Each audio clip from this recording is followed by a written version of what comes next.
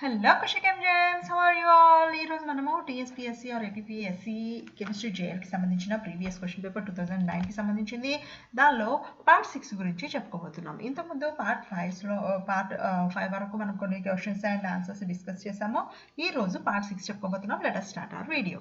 So ఈ రోజు first question వచ్చేసి when pressure is applied to the equilibrium system, ice is turning into water. ice ki water ki madhyalo equilibrium aitundi. Which of the following phenomena will be happening? So A phenomena అయితే జరుగుతుంది when the pressure is applied? So ఈ దీంట్లో ఏ phenomena జరుగుతుంది అంటే more ice will be formed, water will evaporate. Obviously ఇది కాదు. So more water will be formed, or like a equilibrium will not be formed. So దీనిలో అయితే more water will be formed అనేది నేనైతే ఇచ్చే రైట్ ఆన్సర్ అవుతుంది. ఎందుకంటే మనకి even pressure is applied in the equilibrium system. So దీంట్లో which of the following phenomena is obtain.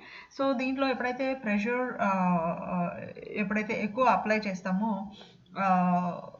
Ice cube మీద ఎక్కువ ప్రెషర్ ఎప్పుడైతే అప్లై చేస్తామో మనకప్పుడు ఈక్విలిబ్రియం ఎటువైపు మూవ్ అవుతుంది అంటే వాటర్ వైపు మూవ్ అవుతుంది. మీరు అనొచ్చు మేడం ఐస్ అనేది సాలిడ్గా ఉంది, లిక్విడ్ అనేది వాటర్ అనేది లిక్విడ్గా ఉంది, సో ఎక్కువ ప్రెషర్ అప్లై చేసినప్పుడు ఈక్విలిబ్రియం అనేది ఐస్ వైపు మూవ్ అవ్వచ్చు కదా అని. బట్ నో, ఐస్కి వాటర్కి మధ్యలో ఈక్విలిబ్రియం అనేది ఎగ్జిస్ట్ అయి ఉన్నప్పుడు మనం ప్రెషర్ ఎప్పుడైతే ఇంక్రీజ్ చేస్తామో అప్పుడు వాటర్ వైపుకి మనకి ఈక్విలిబ్రియం మూవ్ అవుతుంది. ఎందుకంటే దానికి ఒక ప్రాపర్ రీజన్ ఉంది. ఎందుకంటే వాటర్ అనేది ఐస్తో కంపేర్ చేసినప్పుడు డెన్సిటీ తక్కువ ఉంటుంది, డెన్సిటీ ఎక్కువ ఉంటుంది.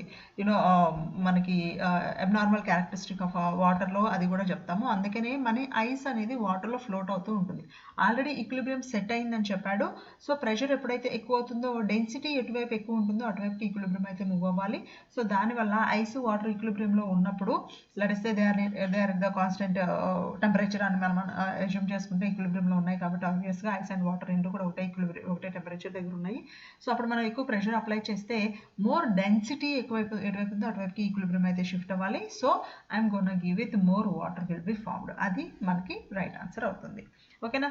Next, so in which of the equilibria does the position of the equilibrium shifts towards the products if the total pressure is increased? ఇది చాలా ఇంట్రెస్టింగ్ అండ్ లైక్ బేసిక్గా ఈక్విలిబ్రియంకి సంబంధించిన క్వశ్చన్. ఏంటది, మనకి ఎప్పుడైతే ఒక కెమికల్ రియాక్షన్ జరుగుతూ ఉంటుందో బిట్వీన్ ద గ్యాసెస్, మెయిన్లీ ఈ ఈక్విలిబ్రియాలో మనం ఏదైనా ఒక ఫిజికల్ పారామీటర్ కనుక చేంజ్ చేస్తే ప్రెషర్ కానీ టెంపరేచర్ కానీ అలాగా, సో మనకి ఎటువైపు అయితే తక్కువ ఉంటుంది అంటే దాన్ని న్యూట్రలైజ్ చేయడం కోసం ఈక్విలిబ్రియం అనేది వర్కౌట్ అవుతూ ఉంటుంది. సో ఇక్కడ మనకి వీటిల్లో ఎటువైపుకి does the position of the equilibrium shift towards the products ఎక్కువ ఎటువైపు ఫామ్ అవుతాయి అని అడుగుతున్నాడు. సో జనరల్గా ప్రోడక్ట్స్ ఎక్కువ ఫామ్ అవ్వాలి అంటే మనం తీసుకున్న గ్యాసెస్ కాబట్టి రియాక్టెంట్స్ ఎక్కువ ఉండి ప్రోడక్ట్స్ తక్కువ ఎక్కడైతే ఉంటాయో అటువైపుకి మనకి రియాక్షన్ అయితే ఈక్విలిబ్రియం అయితే షిఫ్ట్ అవుతుంది. సో ఇక్కడ చూడండి, రియాక్టెంట్స్ ఇక్కడ 2 మోల్స్ ఉన్నాయి, ఇక్కడ 2 మోల్స్ ఉన్నాయి. సో 2 ఈక్వల్ ఉన్నాయి. ఇక్కడ 2 మోల్స్, ఇక్కడ 2 మోల్స్, 2 ఈక్వల్ ఉన్నాయి. ఇక్కడ 4 మోల్స్ రియాక్టెంట్స్ ఉంది అంటే 1 NH2 and 3 H2, 1 N2 and 3 H2 ఉంది. సో ఇక్కడ 4 and 2 ఉంది. సో నాకు తెలిసి the number 3 is going to be the right answer. And obviously ఇక్కడ 1 reactant is converting into 2 products. So మనము ఈక్విలిబ్రియా అనేది రైట్ సైడ్కి ఎప్పుడు మూవ్ అవుతుంది అని అడిగారు కాబట్టి ప్రోడక్ట్స్ వైపుకి ఎప్పుడు మూవ్ అయ్యాడు కాబట్టి టోటల్ ప్రెషర్ ఇంక్రీజ్ అయినప్పుడు, సో ఆబ్వియస్గా ఇదైతే రైట్ ఆన్సర్ కాదు, ఇది క్వైట్ కాంట్రరీ అనమాట. ప్రెషర్ డిక్రీజ్ అయితే అప్పుడు మనకి ప్రోడక్ట్ సైజ్కి ఈక్విలిబ్రియం మూవ్ అవుతుంది. ఎప్పుడు మూవ్ అవుతుంది అంటే ఇది రైట్ ఆన్సర్ అవుతుంది. ప్రెషర్ ఇంక్రీజ్ అయినప్పుడు అన్నాడు కాబట్టి third option is the right answer అనమాట. And fourth, in the equilibrium, 4 molecules of H2O, okay, in the gas state and vapor state, reacting with 3 moles of iron in the solid state. ఇక్కడ solid state అనేది చాలా important మనకి. And Fe3O4 solid state and the 4H2 which is in gas stage. The yield of H2 can be increased by, so మనకి H2 అనేది increase అవ్వాలి అంటే equilibrium అనేది product side రావాలి అంటే మనం ఏం చేయాలి, increasing the pressure, passing more stream, increasing the mass of iron, decreasing the pressure. So జనరల్గా మనకి ఇందాక లాజిక్ ప్రకారం చూస్తే ప్రెషర్ ఎక్కువైనప్పుడు కనుక మనం ఇంక్రీజింగ్ ద ప్రెషర్ కనుక అనుకుంటే ఫస్ట్ ఆప్షన్ ప్రకారము, సో ఇక్కడ నెంబర్ ఆఫ్ 7 మాలిక్యూల్స్ రియాక్టెంట్స్లో ఉన్నాయి, ఓన్లీ 5 మాలిక్యూల్స్ ప్రోడక్ట్స్లో ఉన్నాయి కాబట్టి జనరల్గా వీ టెంప్ట్ టు ఆన్సర్, మనకి అనిపిస్తుంది ఫస్ట్ ఆప్షన్ కరెక్ట్ అవుతుంది ఇంక్రీజ్ ద ప్రెషర్ అని. బట్ నో, ఎందుకంటే మనకి ఇక్కడ సాలిడ్ స్టేట్ అనేది మనకి ఎప్పుడైనా ఎప్పుడైనా సరే ప్రెషర్ యాక్ట్ అయ్యేది ఓన్లీ గ్యాసెస్ మీద మాత్రమే దాని ఎఫెక్ట్ అనేది చూపిస్తుంది, సాలిడ్స్ మీద చూపించదు. సో మనము సాలిడ్స్ నెంబర్ ఆఫ్ మోల్స్ అనేది మనము ప్రెషర్లో క్యాలిక్యులేట్ చేయలేము. సో ఓన్లీ గ్యాసెస్ కనుక క్యాలిక్యులేట్ చేస్తే 4 gas molecules of water is converting into 4 gas molecules of hydrogen. So 4 equal ఉన్నాయి. సో ప్రెషర్ ఇంక్రీజ్ చేసినందువల్ల కూడా మనకైతే రియాక్షన్లో ఏ చేంజ్ రాదు. పాసింగ్ మోర్ స్టీమ్, ఎస్ ఇది ఇక్కడ కనుక కాన్సన్ట్రేషన్ ఇక్కడ మనం ఇంక్రీజ్ చేస్తూ ఉంటే ఎస్ డెఫినెట్గా మనకి H2 అనేది అయితే ఎక్కువ క్వాంటిటీలో బయటకు వస్తుంది. Increasing the mass of iron, no అది మనకి పెద్ద చేంజ్ అయితే రాదు. డిక్రీజింగ్ ద ప్రెషర్ కూడా మనకి చేంజ్ అయితే రాదు, ఎందుకని ప్రెషర్ వల్ల దీనికి మనకి ఏ ఎఫెక్ట్ లేదని చెప్పాము కాబట్టి. Next, law of mass action can not be applied to. Laws of mass action అనేది ముందు మనకి ఏంటో తెలిస్తే దాన్ని బట్టి ఇది అప్లై చేయొచ్చా లేదా అని తెలుస్తుంది. ముందు లా ఆఫ్ మాస్ యాక్షన్ అంటే ఏంటంటే for chemical reaction in equilibrium, ఏదైతే ఒక ఈక్విలిబ్రియంలో కెమికల్ రియాక్షన్ జరుగుతుందో the ratio between the concentration of the reactants and products, concentrations reactants రెండు కూడా కాన్స్టెంట్గా ఉంటే దాన్ని మనం లా ఆఫ్ మాస్ యాక్షన్ అంటాము. సో అండ్ ఇది అప్లై చేయాలి అంటే లా of mass action can be applied to the chemical reactions అనమాట. ఇక్కడ మనకి ఆప్షన్స్లో చూస్తే H2 Hi converting into H2 plus I2, PCl5 converting into PCl3 and Cl2, water converting to ice, calcium carbonate converting to calcium oxide and CO2. వీటన్నిటిలోనూ chemical reactions 3 ఉన్నాయి. ఇది ఒకటి మాత్రమే ఫిజికల్ రియాక్షన్. ఇది యాక్చువల్గా కెమికల్ రియాక్షన్ కాదు. వాటర్లోనూ ఐస్లోనూ మనకు ఉన్నది same H2O molecular formula same ఉంది, ఓన్లీ ఫిజికల్ స్టేట్ మాత్రమే చేంజ్ అవుతుంది. సో మనము లా ఆఫ్ మాస్ యాక్షన్ని దీనికి మనము అప్లై చేయలేము. సో దీంట్లో మనకి రైట్ ఆన్సర్ వచ్చేసి థర్డ్ ఆప్షన్ అనమాట.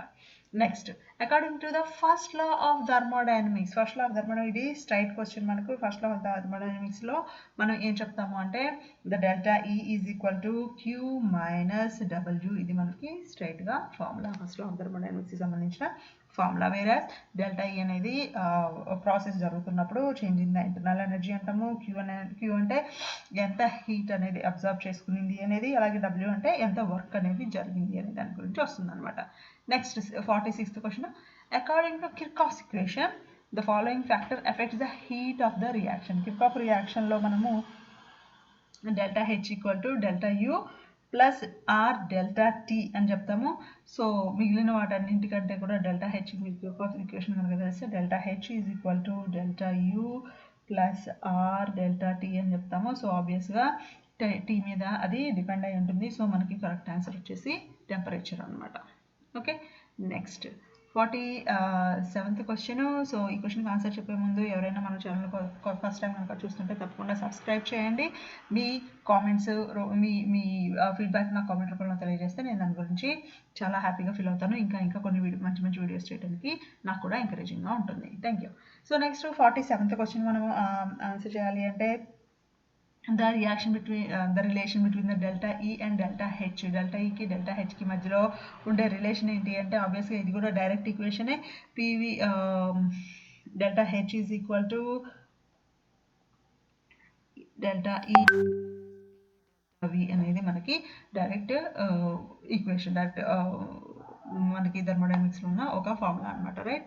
సో అలాగే for the reaction N2 + 3H2 is rise to 2NH3, దీనిలో డెల్టా హెచ్కి రిలేషన్ ఏంటి అని అడుగుతున్నాడు. సో మనకి తెలుసు డెల్టా హెచ్కి ఫార్ములా ఇప్పుడే చెప్పాము, డెల్టా హెచ్ ఈక్వల్ టు మనకి delta E plus delta NRT అని చెప్తాము. సో టెంపరేచర్ కాన్స్టెంట్ అని తీసుకున్నాము, ఆర్ కాన్స్టెంట్ అని తీసుకున్నాము. సో డెల్టా N అంటే any number of moles change అయ్యాయి అనేది.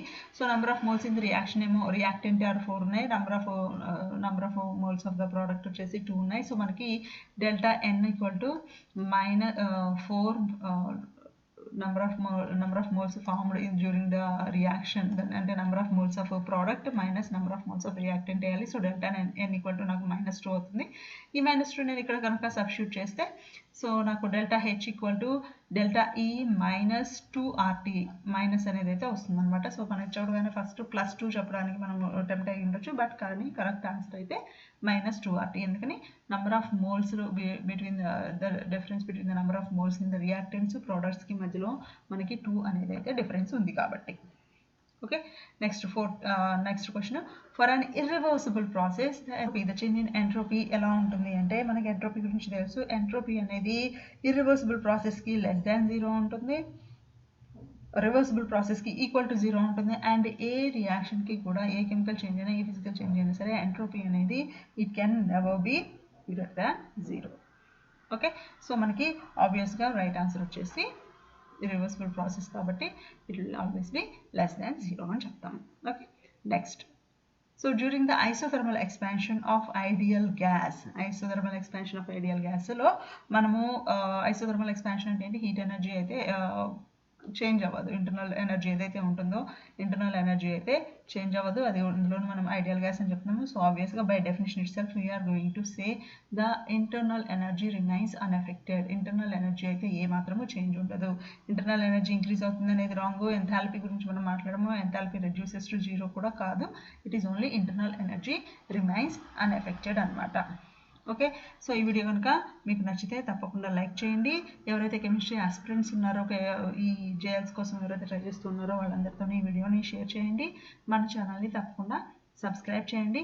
మీకు కెమిస్ట్రీలో ఏదైనా పర్టికులర్ కాన్సెప్ట్లో డౌట్స్ ఉంటే దాని గురించి మీరు నాకు మెసేజ్ చేశారంటే నేను దాని గురించి ఒక వీడియో చేసి మీకోసం అప్లోడ్ చేస్తాను.